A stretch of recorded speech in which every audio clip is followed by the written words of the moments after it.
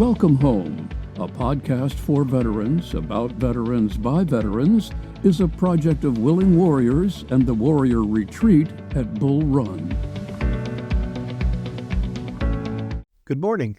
I'm Larry Zeliak, Director of Culinary Services here at the Warrior Retreat. And today we have two guests from our military kids, Michelle Tran, who is their combat injured kids director and program manager. And we have Chelly Criqui, who's the Director of Marketing and Communications. I've asked them to join us to talk about our military kids and what the organization does. Michelle and I met at a tabling event for a federal agency recently, and I was really intrigued about the organization because I hadn't heard much about it. And I know we treat the kids as hidden heroes. They serve right along with the spouse and the warrior. They lead a different life than children who parents aren't in the military, and it can sometimes take a toll on them. And so welcome to both of you. I'd like to start with Chelly. If you could just give us a little bit of your background and tell us about our military kids, what you all do. Sure, and thank you so much for having us. This is fantastic. We just had a tour of the facility, and it's absolutely beautiful, and we're so happy to be here. So yes, I'm Chelly Criqui. I'm the Director of Marketing and Communications at our military kids, and I am a former recipient of the program. So our military kids provides extracurricular activity grants to fund the activity of a child's choosing while their parent is deployed either with the National Guard or Reserve or in recovery from post-9/11 combat-related injuries, wounds, or illnesses. Okay. So essentially what we do is we go to the family and we tell them, what activity would your child like to participate in? And then we provide the funding for whatever activity that is. So that would be like a summer camp in Mississippi or a horseback riding event somewhere. Absolutely. It's not an event that you put on. Nope. Wow. We are based in Northern Virginia, but we provide grants to children in all 50 states, 4 territories, District of Columbia. And so we allow the children and the families to pick an activity within their local community. Wow. And, get involved in that way. So you're not going to fly them to Hawaii for the surfing competition? We could. Really? We could, yes. We've funded, study abroad programs, enrichment, all kinds of after-school activities. Essentially everything that isn't tuition or childcare, we have funded. Okay. But most of the time, the child is picking an activity within their local community, like you said, horseback riding. Right. It could be tutoring. It could be swimming, music lessons, gymnastics. It's usually within their local community. A few times, we have funded activities outside their home state. Wow. Yes. Yeah. And we've had families who've applied for a band trip for the Macy's Thanksgiving Day Parade. Oh, wow. So we've funded semi-pro surfer, who was one of our military kids of the year one year. So she was, flying to various locations for her surf competition. So we did fund, private lessons for her and camps and so forth. Yes. So probably very interesting activities that we've, pottery camps, sewing classes, you name it. And we probably have funded it. Yep. Wow. Probably our most famous alumna is Gabby Douglas, the Olympic gymnast. Oh, yes. Okay. Yeah, her dad was in the Air National Guard. And while he was on deployment, when she was a young child, we funded her trip to Texas to participate in an elite gymnastics camp. So fully funded that for her that year, which was incredible. And about how many grants or kids do you fund in a year, let's say? It is rapidly increasing. This year, we're on track to give out more than 6,000 Wow. activity grants. We've given in total since 2004 more than 88,000. Holy cow. Yep. And is there a dollar limit, a top limit or something? Or Yeah, so right now we give grants for up to $300 per grant per child. okay. And within so we have 2 separate programs, the deployed program for children of National Guard Reserve deployed service members. For those deployments, we give out $200 to $300 grants for deployments that are more than 180 days to essentially cover the length of the deployment. So that's per child. So $600 per child to cover the length of the deployment. Okay, so I just want to be clear to active duty, all branches, right? It's National Guard and Reserve. So not like Army, regular Army. No. National Guard and Reserve. Okay. Yes.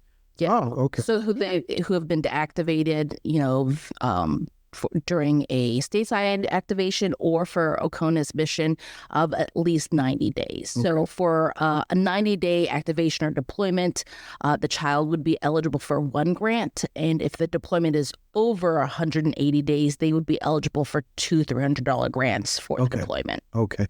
So it's not for the family that dad is in the reserves and he goes away for 2 weeks and now they're getting a grant to send a kid somewhere. It's got to be a 90-day activation or deployment. Correct. Okay. Correct. I'm a little slow, but I'm getting No, absolutely. And that is a good distinction that we serve specifically National Guard and Reserve deployed families, because those are the families who are often very much financially affected when a service member deploys, and leaving a full-time civilian job, and they're not always on a base. They're very rarely on a base, and they don't often have access to the resources that many active duty families do. Yeah, for sure. There's not much for those families. And well, that's just fantastic. So Michelle, tell us a little bit about your role. It's a little bit more specific with combat injured. Yes. So I am the director of our combat injured program. And so basically I do outreach and brief agencies and VSOs on our combat injured program, as well as process, applications for our deployed and combat injured families. And so for our combat injured program, it is a little bit different than our deployed program, in which that each child between the ages of 1 and through high school graduation would be eligible for 5 grants through our combat injured program. So that's a possibility, $1,500 through our combat injured program to fund these activities. So with that, each child would be eligible for 4 regular grants with at least 6 months in between that grant, plus a one-time flex grant. So it's short for flexible grant. Sure. So they can use that flexible grant at any point in time without time restrictions for their child. So let's say they have a volleyball camp this summer that costs $1,000. So they could use one of their regular grants plus the flex grant to further offset that cost. So that would be $600 towards their volleyball camp versus just the $300. And so with a lot of our veteran families who are on a fixed income, budget, extracurriculars are the first thing to go, especially with this economy right now. The money is really tight right now. Sure. And so, our grants have been very instrumental in helping these kids, fund their passions, attend that, let's say, Lego camp that they've always wanted to attend. We fund things like that the child has always wanted to do, but just didn't have the means to do so. Right. So let's draw a little bit more distinction between your program and the general program, which is grants for children of deployed or activated reserve and guard members. But your program, is it only reserve and guard that are injured, or is it an active duty soldier who's a veteran who was injured, or what's the difference? Sure. So for our post-active combat injured program, it can be veteran of any branch of service, active, National Guard, or reserve.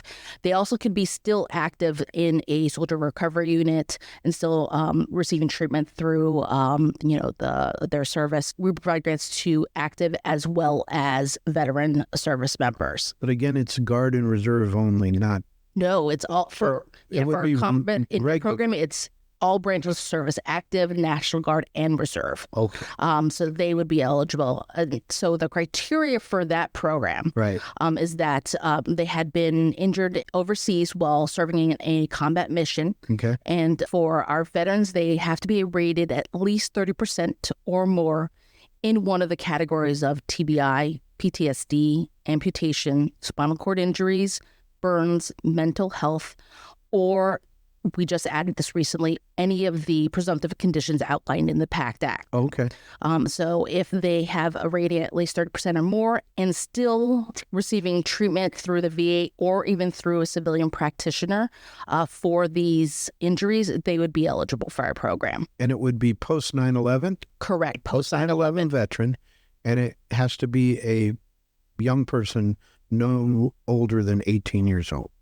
For their child, could be right. one age through the ages of 1 through 18. Okay.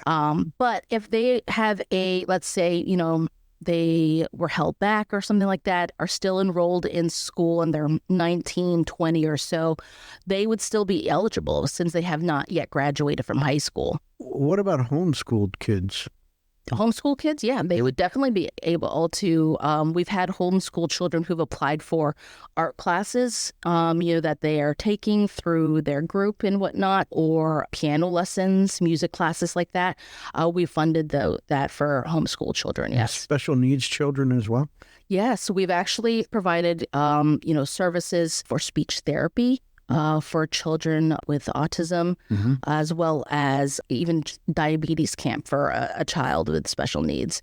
So, we have funded things like that for kids who need special camps or certain types of therapies and so forth. Chelly, tell us about your involvement with the organization as a grant recipient. Absolutely. So how did that work? Yeah, so I am a military kid. My dad served almost 35 years in the Army. Wow. First half of his career was active Army, and so we experienced all the moving around, all the different bases, got to experience a lot of the resources that come with being an active duty Army kid. And then halfway through his career, he switched to the active Army National Guard. So we kind of got the best of both worlds at that point. I was still living on a base, but when I was a senior in high school, he deployed overseas with his unit for a full year. So I experienced that part of being a National Guard kid where you're, experiencing the more frequent, very, very lengthy deployments. And it, took us all by surprise in a way because we weren't used to that. And I was rowing on my high school's crew team at the time, which was just such a lifesaver for me. It, got me out of the house. It kept me active. It connected me with friends. It helped me to maintain my GPA so that I could stay on the team. It connected me with coaches and people that are still in my life to this day. And it was just such an incredible part of my year that year. And our military kids came in and completely covered the costs for me for that year because it is not a cheap sport. And it was just something that, my mom was going to help me be in that anyway while my dad was away. But it was something that just lifted the weight off of both of their shoulders. Sure. And I know that it was something that my dad felt so great that I was in something that kept me active and that they didn't have to worry about the cost that year. And then I have 3 younger sisters who weren't in anything at the time. They would just, come home from school and just hang out at home and didn't really get out of the house. And so this gave them the opportunity, or my mom the opportunity, to go to them and say, what do you want to try? We have this grant opportunity from our military kids while your dad's overseas. And so 2 of them chose to do horseback riding camp together, which they loved. It was a bonding opportunity for them and for us. And it was so fun. And then my other sister got to pursue her dream of taking voice lessons in Washington, D.C. Wow. So it was just incredible. And it was something where we all were supporting each other in our activities. We were going, I went to her voice recital in D.C. And we were going to their horseback riding exhibitions, and they were coming to my regattas. It was something new that we could all share and talk to our dad about, and we were able to talk to him, and it was just a weight off for everyone, and something that we still all look back on so positively during an otherwise really difficult year of our lives. And so it just impacted me so greatly. And another aspect of this too is, not only are we paying for an activity, we're recognizing these kids for what they're doing, both within our deployed program and our combat injured program, specifically saying, we see you and what you're doing at home and how you're stepping up. Yeah. And so every grant recipient receives a packet in the mail. It's our top secret award packet. It's the little sticker that says top secret. Should we talk about it? I don't know. Top secret. It is top secret. I don't want to let anything There out. might be a little surprise in there. But inside this packet is a grant certificate that's made out to each child specifically, I still remember opening mine. I have Suitable for framing. Suitable for framing. I have mine framed on my office wall, actually, held on to it. It comes with, personalized little dog tags so that the child can match their parent. And it says, strong enough to be a military kid. And it has our logo, a patch. It's just another way of saying, we see you. Yeah, you're special. Yeah. They're special. There's no doubt about it. Absolutely. Wow. Which it kind of brings me to another question, and hopefully I know the answer, but there's no family cap on this? Doesn't matter how many kids in the family? Not at all. Okay. We serve families who have, 4 kids, 5 kids, 7 kids, as long as the child is a dependent of the service member or veteran, they would be eligible for our grants. There's no cap on how many kids or anything like that. Oh, that's good. That's what I was hoping that was the answer. Absolutely. Where do you get your funding? We are entirely funded by, independent corporate foundation donors. Right. No government funding right now. It's entirely the generosity of Americans across the country. Okay. And so I'm assuming that the webpage is ourmilitarykids.org. Correct. And like every other VSO out there, I'm guessing there's a button up in the right-hand corner that says donate. Yes. So we want all our listeners to go to that webpage. I'm going to say it again. It's ourmilitarykids.org. Go to that webpage, click on that button, and donate. Give whatever you can, $20, $100, $1,000. Give to this organization. You guys do amazing work. There's no doubt about it. I'm also guessing that on that webpage is a contact form for which parents can fill in to request a grant. Would that be correct? Yes. So on our website, we have an Apply Now button that families can click on, and so they can read the criteria for their program, how to apply. We have online applications that families complete for the deployed program and for the combat injured program. So they can visit those forms and complete them and upload the required documentation and submit that. And it takes only about 2 weeks to fully process. The checks are made out to the organization and sent actually to the family in their approval packet so that the families can hand deliver the check directly to the service providers when they register their kids for their activities. So if they're going to Camp Gitchigumi, the check is made out to Camp Gitchigumi. Correct. That's correct. Mm-hmm. Chelly, where do you see, if we're talking about our military kids in 5 years, where do you see the organization going? Just growing exponentially. Yeah. You may not think that this is something that would continue to grow. Just in terms of the number of deployments, number of wounded warriors, but it is. And, there's always going to be a need for this. Yeah. There's always going to be families who are looking for this kind of support. And I just see it growing exponentially, becoming a household name. And hopefully, we're able to continue in never turning away an eligible child. Yeah. And just continuing that support. The only thing. Yeah, there are 2.3 million children caregivers out there. Yeah. So we are only serving a small percentage of that. So we only look to serve more of these families and helping them. So we definitely see the program's need, only see it exponentially growing. I believe with our combat injured program, we are up 14% in grants awarded over last year already, which we had grown in about double digits last year as well. So we are only growing, our programs and definitely see the need for it. Yeah. What's the best way for people to promote your organization? Is it to social media and tell others about it? What would you like our listeners to do today, other than go to ourmilitarykids.org and hit the donate button? And then when you're through giving money, then get on social media and send out a link and pictures. What's the best way for them to promote you all? I think you said it Perfectly, Larry. No. Definitely, it's promoting a lot of actually our families do find out about a program through other wounded warriors, through word of mouth or through social media. We have a huge following on our social media platforms like Facebook and Instagram, Twitter.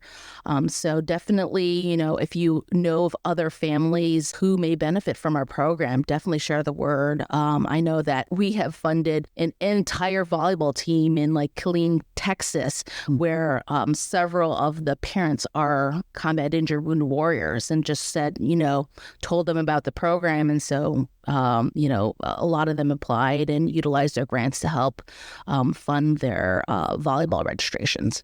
And do you get any promotion from the Guard or the Reserve?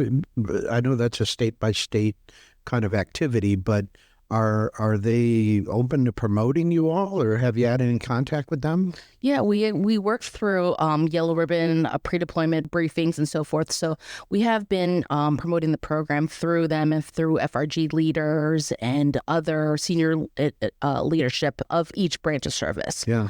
So that's how we are promoting our deployed program. And, work for our combat injured program, working with, partnerships with VSOs like Willing Warriors, Wounded Warrior Project, and other Elizabeth Dole Foundation, working with them to help, serve as many wounded warriors as we can. Yeah.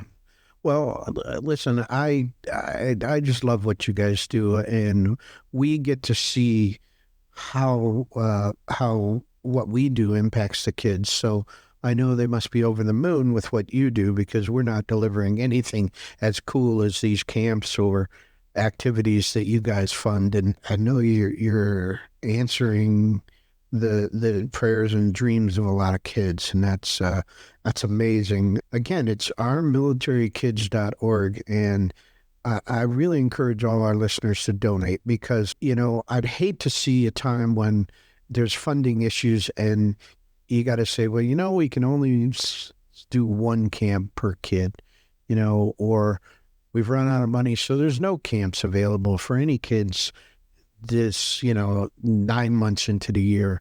It's got to be funded 12 months out of the year, and like to see it expand to maybe cover even more of the cost of these camps, because, as you said, these Guard and Reserve people, you've got somebody who's an accountant, who's a surgeon, who's a minister, and when you go to active duty, the pay difference is incredible. Now, some employers will make up the difference, and God bless them for that, but not all employers. Something like this absolutely makes a difference in a family's life. It really does. So thank you both so much for being with us. I know I asked you about the future, but I'm going to ask you, Michelle, to tell our listeners, what's the most important thing you think they should know about our military kids? I think that, that our grants not only impact the child, but it impacts the entire family. We've had families who have told us that who've learned, let's say they got a grant for cooking, teenagers of wounded warriors who've received grants through cooking, learned life skills in order to help their families, just taking that burden off of their, caregiver parent to say, I'll cook dinner tonight. Don't worry about it. Let me take care of this. Or kids who have received grants for driver's education so that they could help bring their wounded warrior parent back and forth to medical appointments. So, these kids, these grants allow them to learn life skills, to be just a kid again, with going to camp or participating in baseball league. It allows them to be the kid. And, we've had wounded warriors who are isolating themselves in the basement or whatnot. And the only thing that got him out was taking his kid to lacrosse. He knew nothing about lacrosse whatsoever, bought a Lacrosse for Dummies book to learn more about it so that he could bond with his son. So, things like that. This grant helps to bond the family, and it really helps, financially, but also academically for the child and their mental health. It just really affects the entire family unit. Yeah. Well, I think that's the tagline we're going to leave everybody with today is that our military kids lets kids be kids. And that's so important today. Thank you both for joining me. I really appreciate it. For our regular listeners, we'll have another episode next Monday morning at 0500 for those of you who like to get up early and listen to podcasts. Until then, thanks for listening. The Welcome Home podcast is brought to you by Willing Warriors, a nonprofit organization serving active duty service members and veterans since 2012. To learn more, please visit our webpage at willingwarriors.org.